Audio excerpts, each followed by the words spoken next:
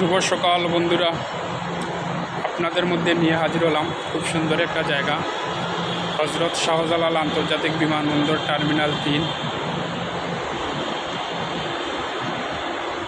আমার পিছনে দেখতে পাচ্ছেন ফার্স্ট অ্যান্ড বিজনেস ক্লাসের গেট।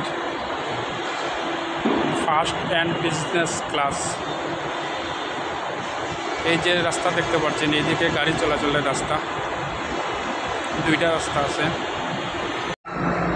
হজরত শাহজালাল ইন্টারন্যাশনাল এয়ারপোর্ট টার্মিনাল 3, হজরত শাহজালাল আন্তর্জাতিক বিমানবন্দর টার্মিনাল 3।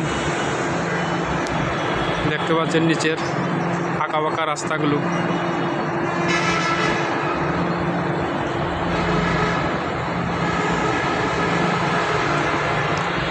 আমাদের মধ্যে হাজির আমাদের সূর্য মামা, আমাদের মধ্যে হাজির। দেখতেছেন বাইর হওয়ার রাস্তা, এদিক দিয়ে ঢুকতে হয়, অনেক বড়।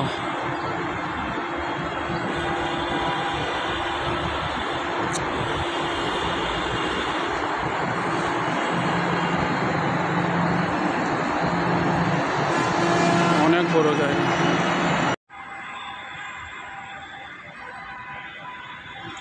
তবে এই 3 নম্বর টার্মিনালটা এখনও চালু হয় নাই, এখনও উদ্বোধন হয় নাই।